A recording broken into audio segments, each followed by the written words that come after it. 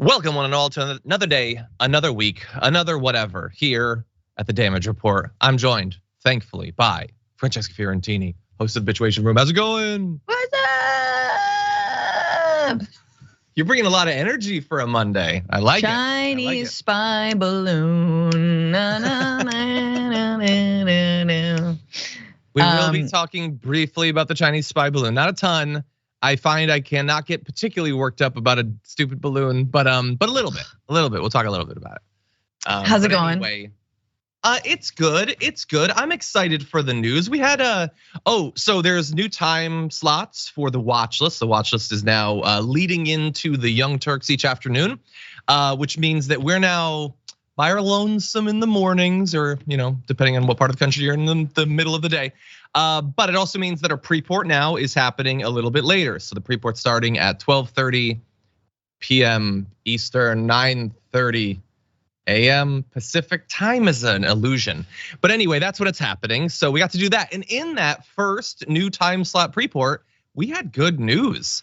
Some good COVID news, some okay gas price news. Also, Biden's support amongst Democrats for a run in 2024 has been cratering in the last 3 months. So lots of interesting news. How has the Bitchuation Room been going? There's good COVID news? I definitely don't believe that. It's getting back down to where it was at before the rise for the holidays. About 40,000 cases, 30,000 hospitalizations, that sort of thing. Okay, but still there. Probably never going away. Devastating. Still probably killing a lot of people. But I know the Bitchuation Room has been great. Even better when we hit 40,000 subscribers on YouTube. You did? Which was thanks to the Dragon Squad. So thanks so much. So yeah, dude, everybody, Tuesdays at 1 p.m. Pacific, 4 p.m. Eastern, we have comedians on, we have experts on every single day. Tomorrow, we're gonna be talking about the murder of an activist in Atlanta who was protesting Cop City. You guys don't wanna miss that. It's gonna be really good. It's been heavy, so I'm excited to dig into that.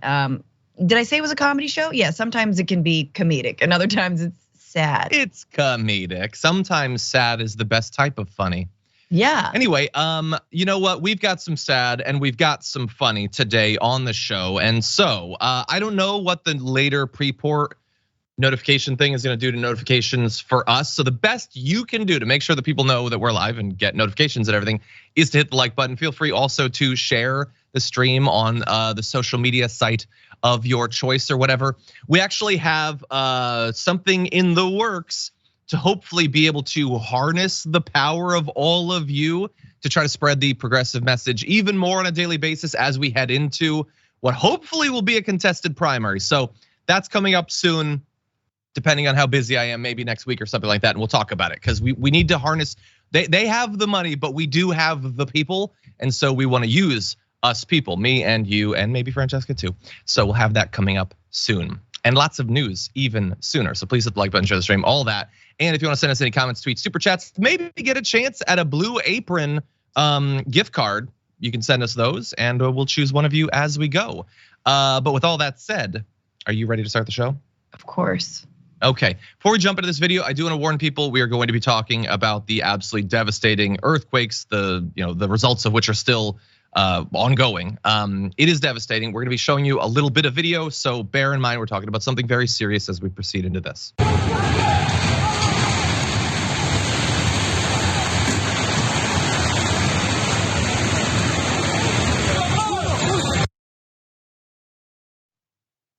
What you just saw is absolutely insane footage of a building collapsing in Turkey in the Sanliurfa province. That is a representative sample of the absolute devastation that is going on across a very wide area. Devastation not just to property, but also tragically to lives. And the initial numbers a day or more ago was already bad. And now we believe, as of when we're recording this, well over 2,300 people have perished in Turkey and in areas of Syria as well. Many thousands more either already missing and recovered or not yet found. And so in these sorts of situations, those numbers are going to go up. That is the devastating truth.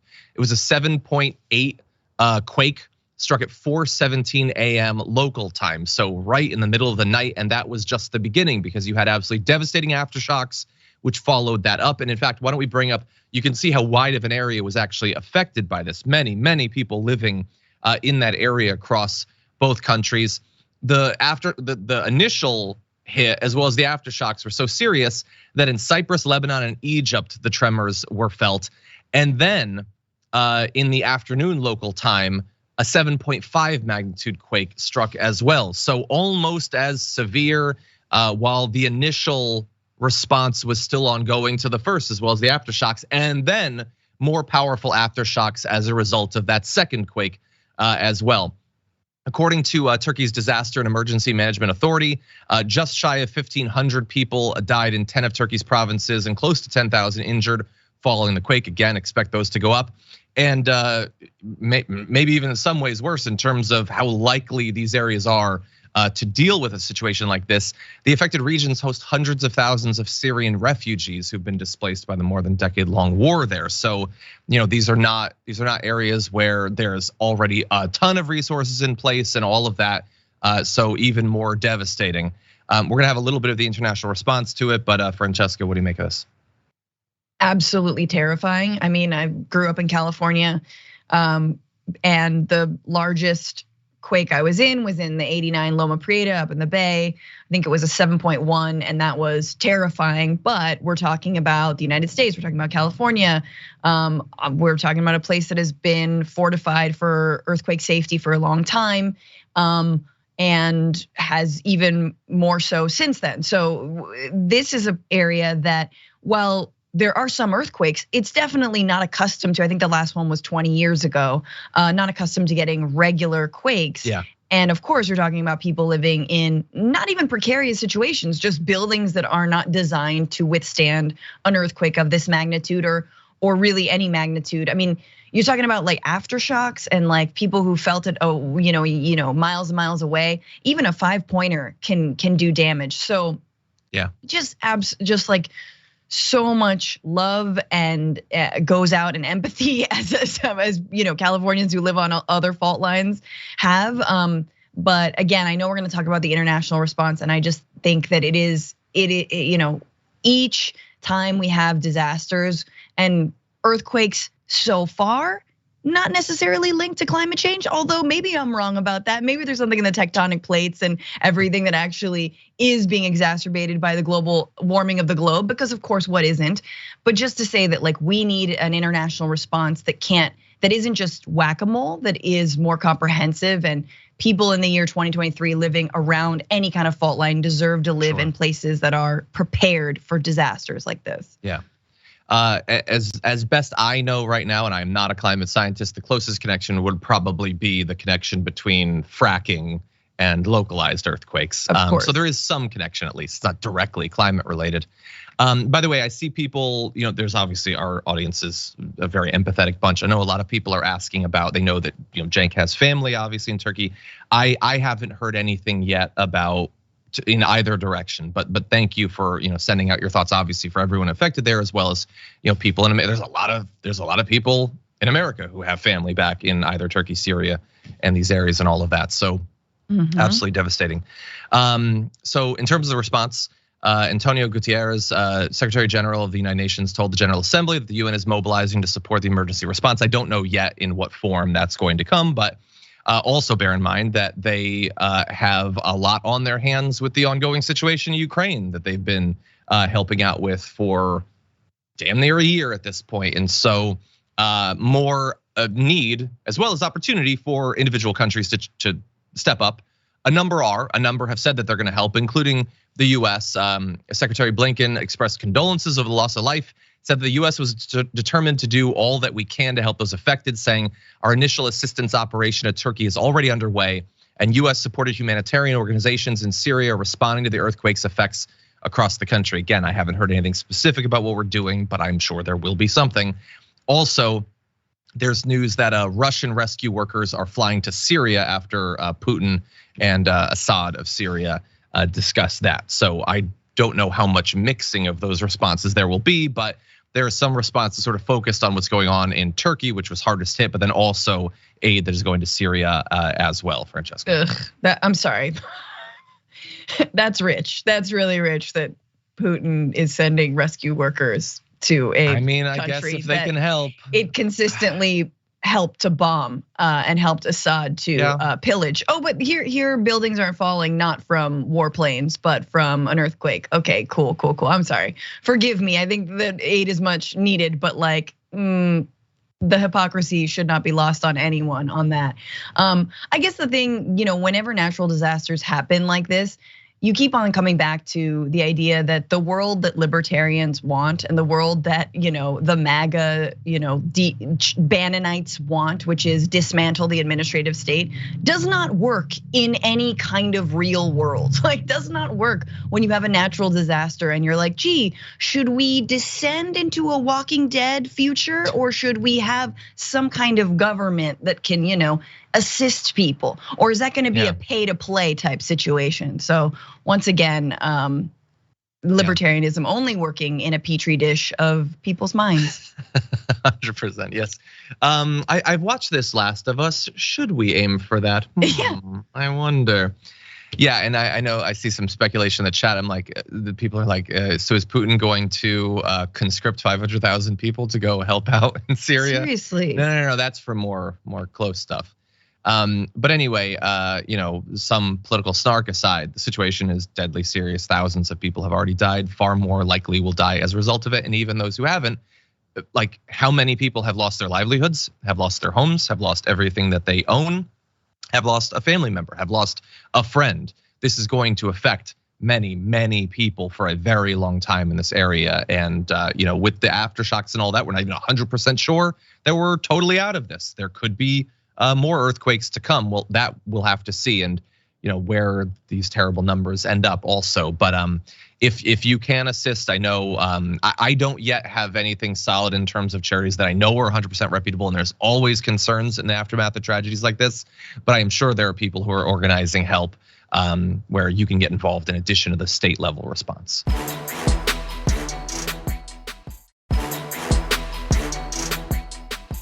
Anyway, we'll have more to come on that. For now, though, we are going to move back to domestic politics. And I want to touch on one of the things that I'm most concerned about. Not necessarily that it'll end up getting done right now, although with Biden as president, I don't rule it out. But I can see where the Republicans are looking right now. So let's jump into this. Well, I think that everyone has said that Social Security and Medicare are sacred cows in this debt limit negotiation. I accept that premise, but Medicaid doesn't get that same treatment. There's plenty of meat on the bone in Medicaid. There's so many levels of terrible there. You're literally talking about health insurance, and you're going out of your way to dehumanize it by talking about meat on bones. Mm-hmm. It is people's lives and livelihood and well-being, and also so there's the rhetorical stuff, which is disgusting. And why wouldn't it be? It's Matt Gaetz. He's a reprehensible human on almost everything. There's once or twice a year he'll say something somewhat reasonable. But then, do you see what he's doing there? I mean, the top line is they're coming for entitlement programs, which you are literally entitled to because you have paid into it on every paycheck you've ever gotten. Mm-hmm. But so everyone's saying Social Security and Medicare is like a third rail. So I guess we're not going to touch that. Although, spoiler alert, they definitely are going to try. But Medicaid, nobody cares about those people. We can do whatever we want. What are they going to do? They're powerless. They don't send in big checks to politicians like me. It is so callous. And I just love every reminder that the populist right, man, they really do sure seem to hate the poor, that they supposedly are finally there's a voice for these people. Poor conservatives, no, screw them. We don't care about them. There's meat on their bones and we're gonna strip it off. Yeah. That's the impression I'm getting, Francesca. We are vultures. We are vultures and we relish in being vultures. Imagery. It just, what else do they want to come for? Don't you have enough? You've privatized everything else. You've invested in the downfall of working Americans and poor Americans for so many generations. When is it gonna be enough for you? Now you wanna go after, you know what? I think poor moms, they've got too much health care. Just too much, not enough food, too much health care. That's what we, poor, babies, the babies that we say we love. You know how like, how they're just taking too much. There's a lot of meat on them baby bones. Let's take the meat off the baby bones. But people who believe that in abortion rights, they're baby eaters. Sure. I'm talking about meat on the bone. This is just so disgusting. Meanwhile, the states that do not have Medicaid expansion, oh my God, have I not spoken about this enough, are all red states. They do not have Medicaid expansion, which was stipulated that they could do it under Obamacare. And guess what? The federal government would pay for 90% of it. So again, it's just like, encouraging people to vote against their own interests, which is survival, is just insane to me. And it also is proof why, although we're a long way off from it, we need universal health care for everyone. Yeah, we like, again, because so long as it is segmented where we have this program for these people and then everyone eventually gets this, and then this is for people who are a little bit poor, then they can keep coming for little bits of it, just make it a universal thing. Have everyone be invested in it. Basically, like, so you could have Social Security split up into 7 different things where, okay, this is a version of it where it's for the wealthy, and this is for the poor, and this is for people who are unable. You could do that, but instead they made it for everyone, which makes it a lot harder to attack. Not impossible to attack. The Republicans constantly come after it, but harder. And so can we aim for that?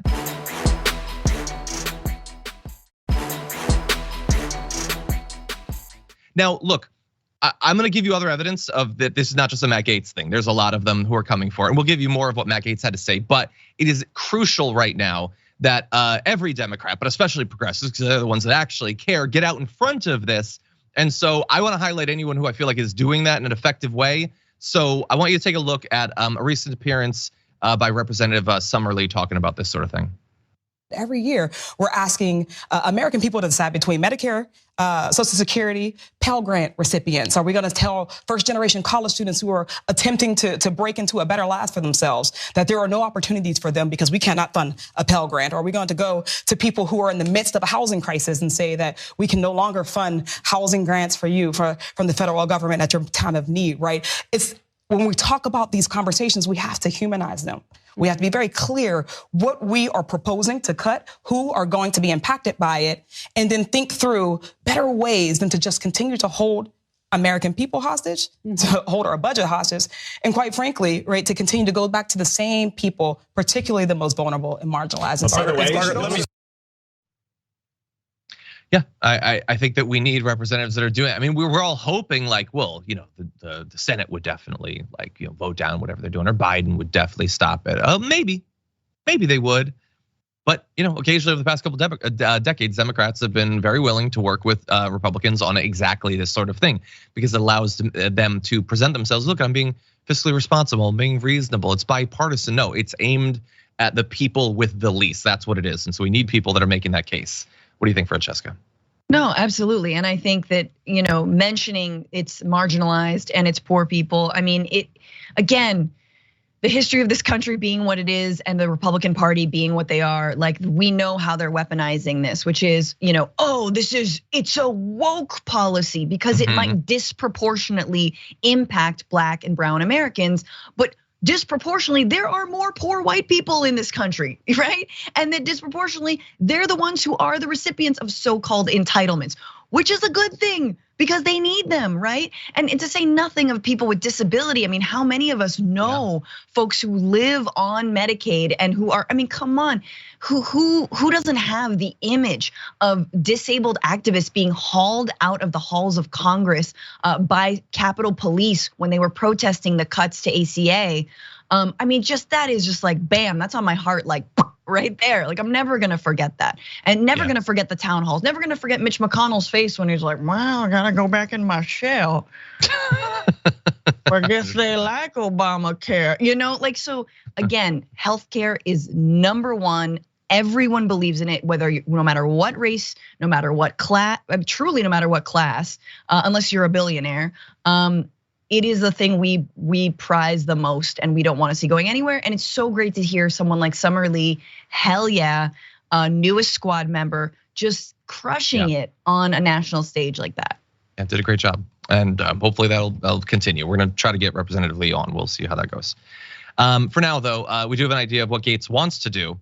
He tweeted out, work requirements on means-tested programs like Medicaid and food stamps will curtail inflationary government spending and increase labor participation. First of all, the unemployment rate is down super, super low. So again, this is all BS, but the flavor of BS is you poors are so lazy and you're getting one over on all of us. Look at how good you have it, you damn lazy poors. That is what Matt Gaetz is saying, and he does not care. Maybe he doesn't know. He doesn't seem like a super intelligent man, but maybe he doesn't know that that's not at all how it works.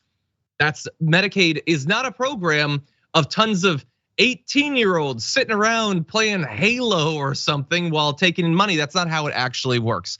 If we could jump ahead to graphic 5. So as of 19, 63% of adult Medicaid recipients who weren't elderly on SSI or duly eligible for Medicaid and Medicare were already working. So by the way, yes. many cannot. We're setting aside those, which he is definitely not recognizing. Right. They are already working. Of those, 48% were working full time. There's caregiver responsibilities, being in school, disability, illness that all influence why some may not.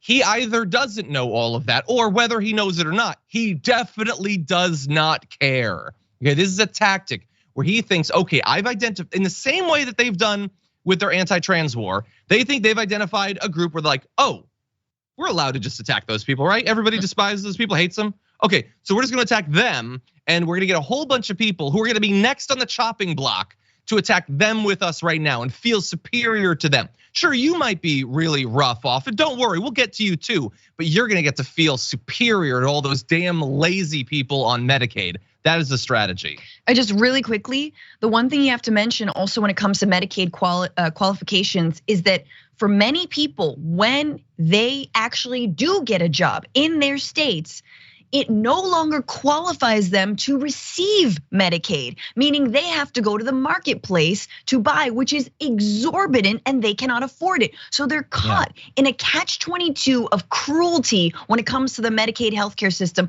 where their states are saying they make too much. And what too much is something like, I don't know, it's like $500 a month. It could be as low as that. We're really, in other words, you have to be so poor in your state in order to qualify for Medicaid anyway. And if you do get a job, which is part of the requirement, it will then price you out of eligibility. It is insane. And it means people are dying. People have their healthcare needs unmet. People have newborn babies who need medication and they need assistance and they cannot get them. This is the pro-life party. Get out of here. 100%, you're right, you're right. And really fast, not just him. If we can jump ahead to graphic 7, Rand Paul's like, if you're serious about the deficit, you have to look at military, non-military, and you have to look at everything that's on the budget, including mandatory spending. So he's not even limiting himself just to Medicaid. I guess he's slightly more honest than Matt Gaetz. No, he wants to come for all of it, and again, not the only one. I didn't actually include this, but Mike Pence just in the last day has come out with we're gonna privatize Social Security. So I guess it's not so much of a third rail. But anyway, yeah, no, privatize Social Security. Also, they're trying to repeal the IRA. And so you remember look, we're obviously very critical of the Biden administration, and the IRA could have been way stronger and they could have passed 10 more pieces of legislation. But some of the stuff in it was pretty good, including a $35 per month cap on insulin co-payments for Medicare recipients, as well as a yearly $2,000 limit on out-of-pocket drug costs. Also allowing Medicare to negotiate on some drug prices. They're trying to remove all of those. Literally, again, like when I mock the idea of a populist right, this is why they talk about we need to like forget the elites on the coast. We need to represent real conservatives when it comes to trans high school athletes. Aside from that, screw them. We want to bankrupt them trying to get the medicine that they need. And so it could not be more clear. It's just sick. I mean, that's all it is. It's sick and cruel. Sick and cruel. That's the subtitle for this chapter of American politics. We are going to take our first break, everyone. When we come back, it's balloon time. And is Donald Trump the peace candidate? We'll debate after this.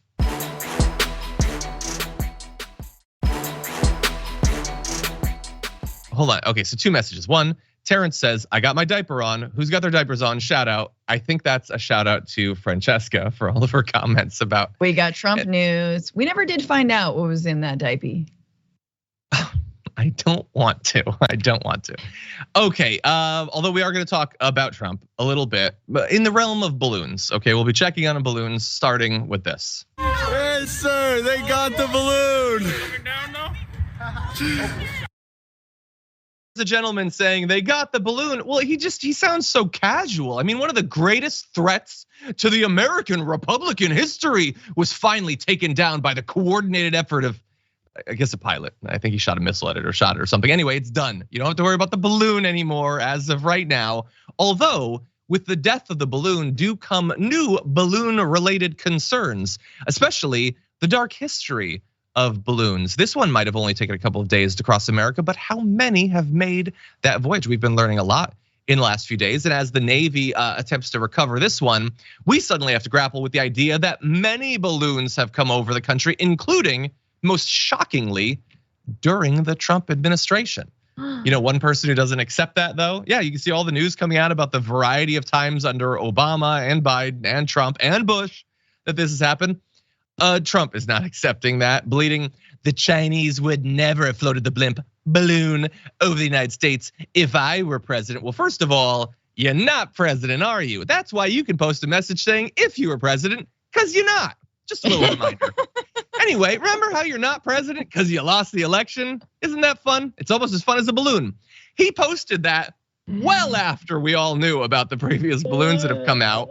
And he's gone more in depth because, so he hates the idea that the stupid, shallow thing they were attacking Biden for, that nobody should particularly care about. Maybe there's something on the balloon, but there's no reason to assume it's something absolutely apocalyptic.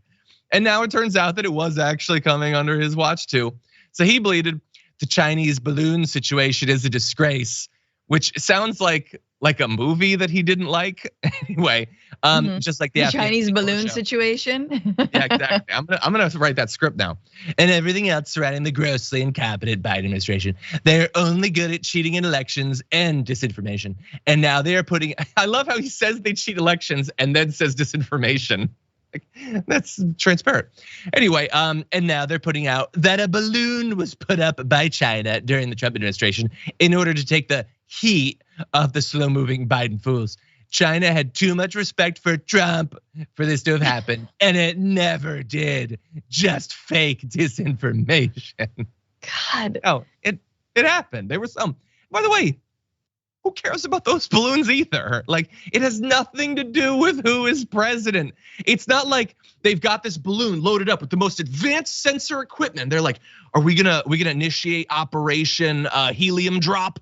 And they're like, no, wait, I just saw the latest tweet from Trump. He seems like a bad hombre. Let's not risk it. Nobody thinks that in real life, Francesca, but what do you make of the balloon thing? Didn't like a Chinese national working on behalf of the government like sneak into Mar-a-Lago and like was just like chilling and did a whole and there was like multiple and like I hate this whole narrative obviously because of the way that it plays in to the anti-Asian rhetoric that already is ongoing. But here you go, here we go again, Chinese spy balloon. Let's keep it afloat. But no, like nobody. China was not scared of you.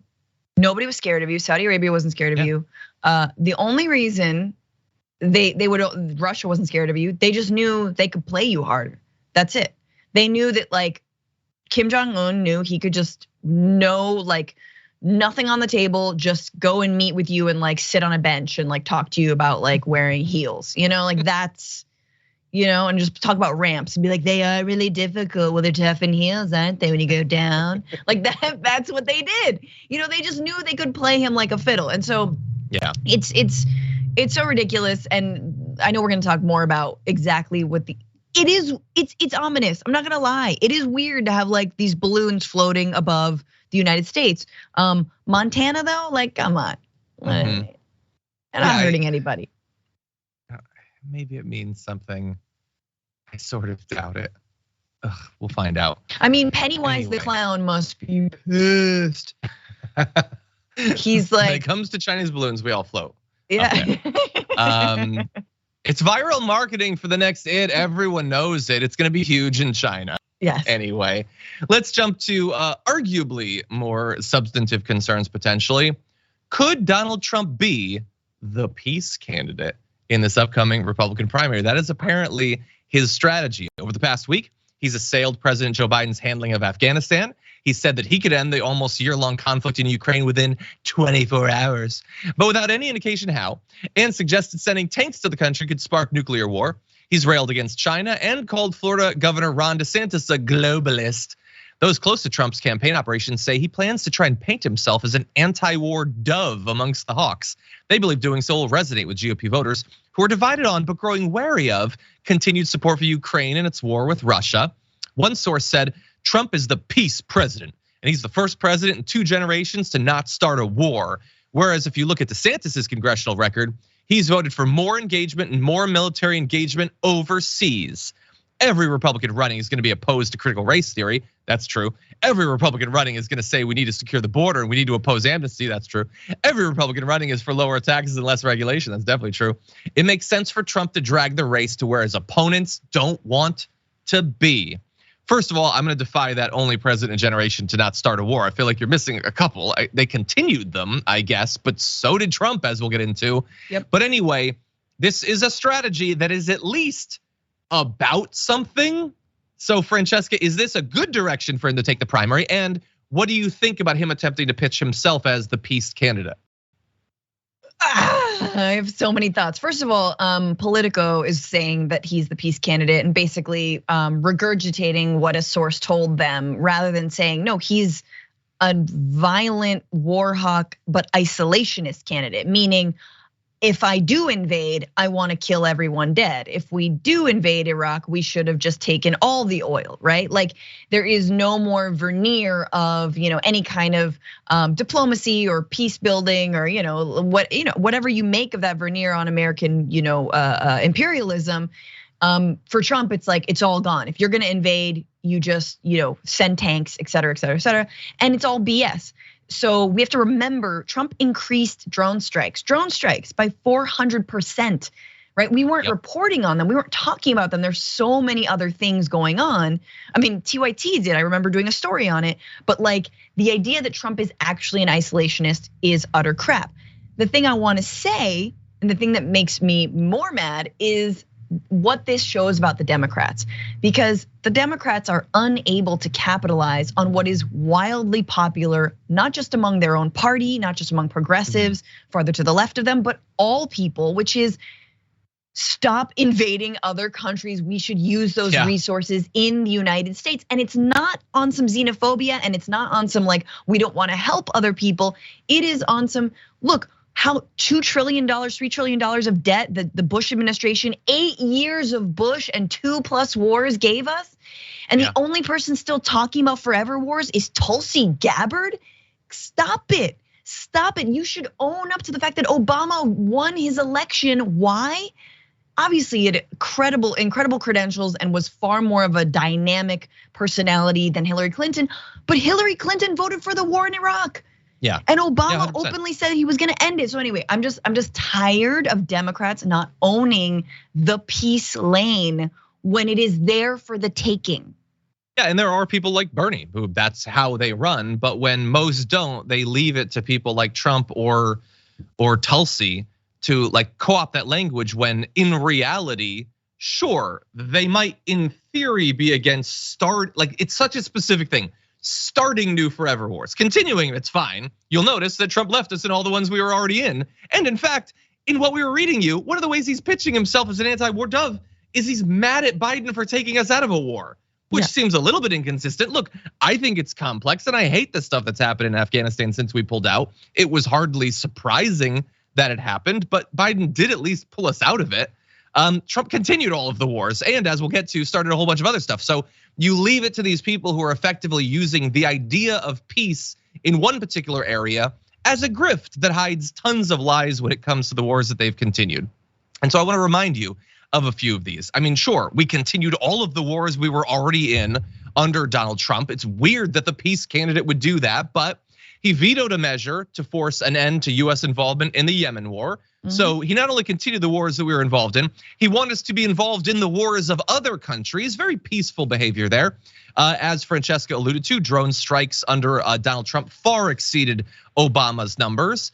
Also, he changed the rules on drone strikes, so like he didn't even have to report the actual deaths anymore because they were so high, he didn't want any accountability for it. And so, like, if anyone in the mainstream media allows him to present himself as the peace candidate, when they loved bathing in the blood of people abroad. They just didn't technically invade new countries. They did all of the other stuff.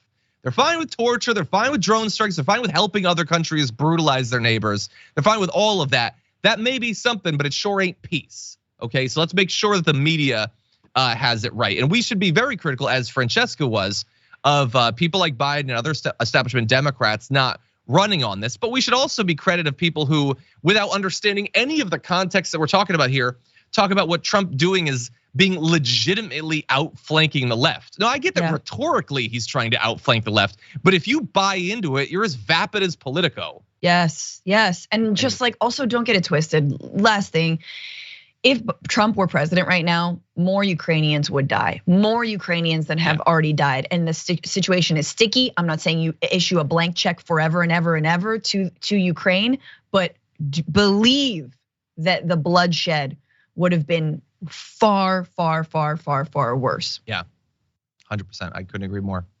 Okay, we're gonna take a quick break. When we come back though, Ted Cruz gets pressured on something, but is he actually wrong? We're gonna debate that, and we've got your Monday Menace after this.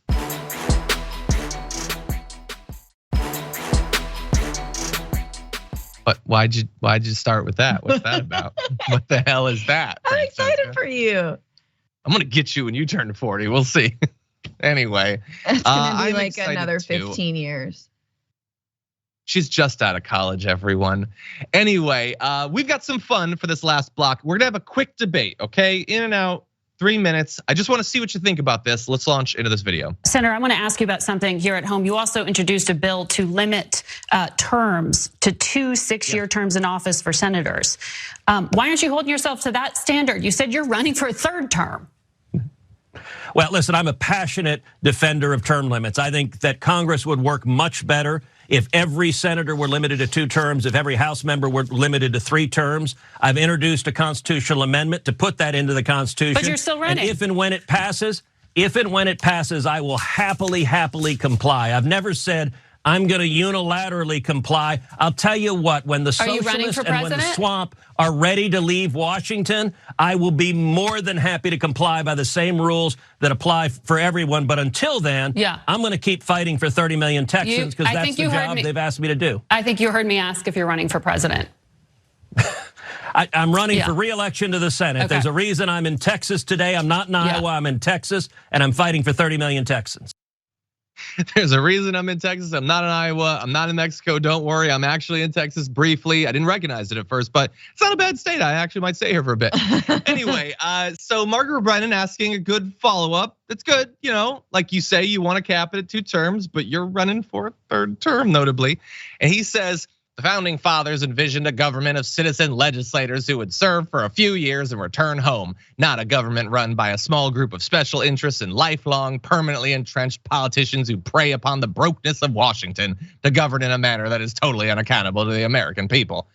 But, so he's, look, to some extent he's hypocritical, and understand, I don't like him or whatever. I doubt many people watching this video do, but the question is he guilty?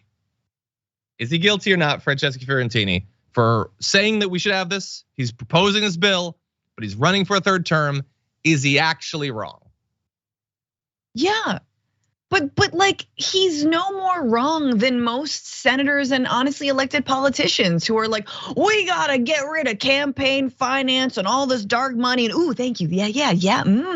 But and I will give this up soon. We've got to make sure we don't trade stock, you know, as elected officials. But until then, yes, you know, like it is. So of course he's hypocritical, and I just love that. It's just so perfect because it shows you, like many politicians, they're just about grandstanding BS. They're just about what's on paper. We just talked about Trump saying he's the peace candidate. It's absolutely just to find a little angle, just to say he's anti-establishment when you love the establishment. You wouldn't thrive anywhere else. First of all, it's the last place you can get elected. The last place you can find a job is in the Beltway. And yeah, there he goes again. And I really just want to say, John, your impression is so good, but you need it's a little more sing-songy and like performative, like third grader at a like Christmas pageant. I'll work on it. Work on it. That's probably the first time I've tried to do it. So it's a work in progress. No, but I think it's very good. It's a little high, I like that. Yeah, that's not bad. It's better. It's better. Yours is better than mine. Sometimes you need a prop to sell it. Like if I could get a possum and just like strap it to the bottom of my face, I think that would really. Then you'd hear it, Totally. Anyway, look, I'm gonna say not guilty. What? I don't like him, but unilateral disarmament, I think, can be important in some cases. In this case, him resigning would not convince other people to resign. So in theory, to wage this war, he has to be in office. So look, I think he's wrong in general. I think term limits, I go back and forth. Right now, I think they're pretty stupid, actually. I don't think there are a lot of structural issues with their politics. I think that is one of the least problematic. But anyway, I don't think that he should be required to resign when he still in theory needs to be able to persuade people and blah, blah, blah. So I'm gonna give him a pass. John, you could smile and say it. No, but I'm saying he could say that. You could smile, he could smile and say, I see what you're doing. And absolutely, once I get this passed, I think we should all adhere to these kinds of rules, That's what he said. Okay, I thought he said you're so in your lib bubble. I am. And your bias castle that you won't even give him the time of day. I heard him say once the swamp clears, once the others I think resign. He said once it passed. He says it's constitutional impression once he gets it done. All right, fine. Anyway. Fine. Okay, so we'll see. We'll debate him more in the future. By the way, Kyle says John's impersonation's best to worst. Mitch McConnell, Ted Cruz, Donald Trump. Shots fired. Jeez. No, my Mitch McConnell's better than yours. Maybe we'll have to have a Mitch off. Okay, we're gonna prep for it. We're gonna do our best, Mitch McConnell. But first, we've got other news to get to, everyone. So let's jump into your Monday Menace.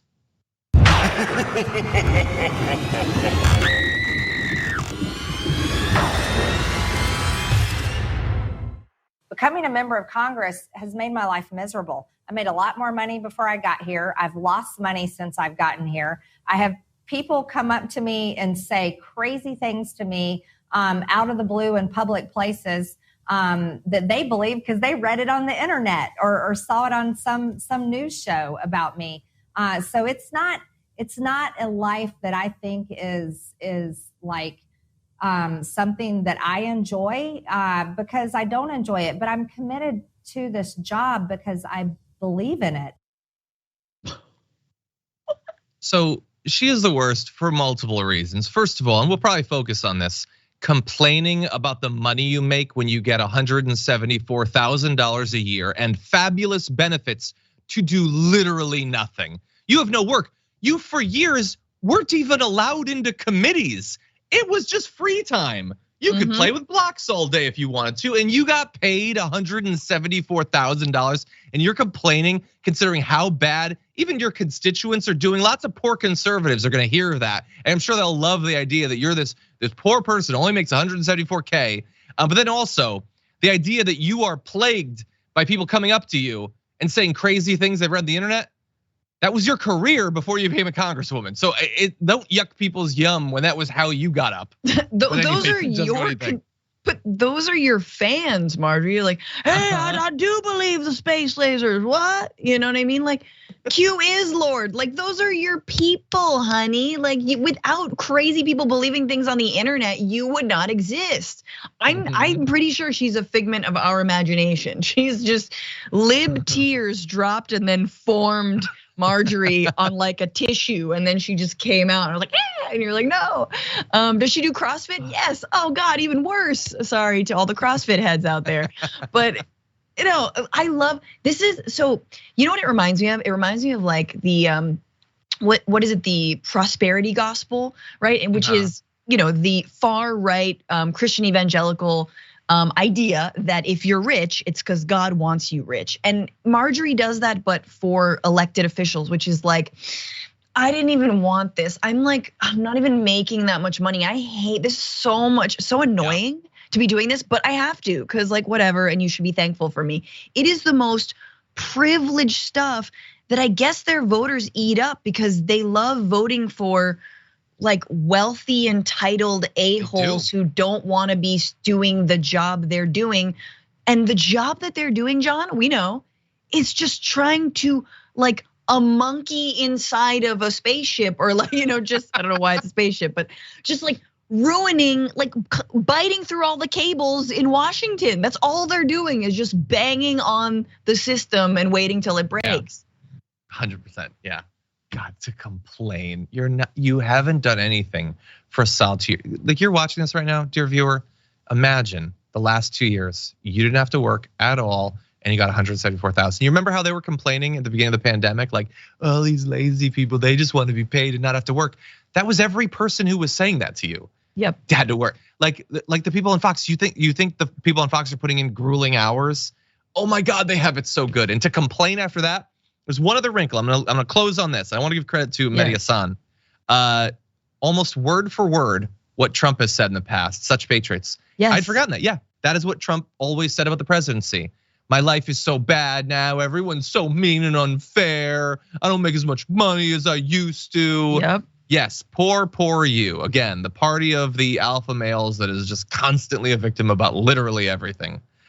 Anyway, we have one more story to get to with the limited time we have, so I'm gonna jump into that. George Santos is back in the news, not for a lie, although I'm sure he'll be lying about this soon. No, it's about allegations he's facing, serious allegations from a former aide who say that the New York Republican representative has violated his ethical obligations as well as committed acts of sexual harassment.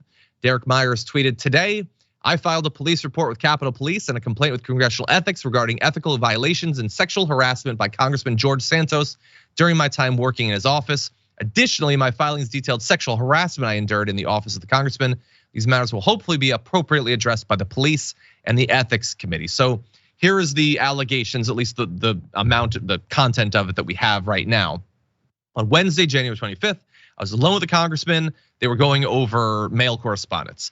Santos apparently had asked him early in the day if he had a Grindr profile. The congressman shared with me then that he himself had a profile. While in his personal office reviewing the mail, he called me buddy and insisted I sit next to him on a sofa. He then placed his hand on my left leg near my knee and says, hey buddy, we're going to karaoke tonight. Would you like to go? I kindly declined the invitation by telling him I was not a fan of clubs and bars and I wasn't a singer. He then proceeded to take his hand and move it down my leg into my inner thigh and proceeded to touch my groin.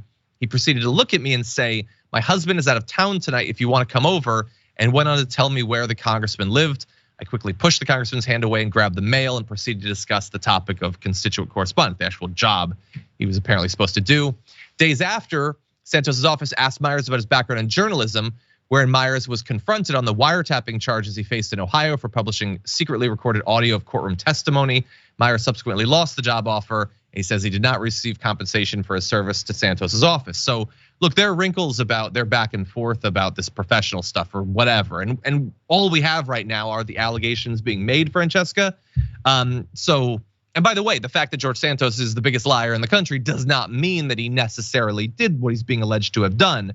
But it is a serious allegation that will be investigated. What do you make of it? I mean, it's the most on-brand Republican thing I've heard yet. I think the outlier was being a drag queen and being openly gay. But look, Matt Schlapp, the head of the RNC, the Conservative Political Action Committee, was just accused of the same thing, of groping a staffer. And what's happened to him? Nothing. So George Santos doing the same thing. You think that's gonna do it? You think that's gonna put him over the edge? No. GOP loves to do that. Their whole Me Too thing, with all of the people who were accused, it was just to duck under that wave and never admit that they sexually harassed staffers on the regular. Yeah. I mean, look, everyone should want justice for people who have to work in that environment on either side of the aisle. The issue is that we have never had an ally in the right when it comes to that. Again, we don't know for sure what happened. We'll find out as it gets investigated. Okay, that's all the time we have for our first hour. There's a lot to come in the aftermath, including Dave Leventhal will be joining us to talk about some thieves targeting Congress people. We'll have that and more after this.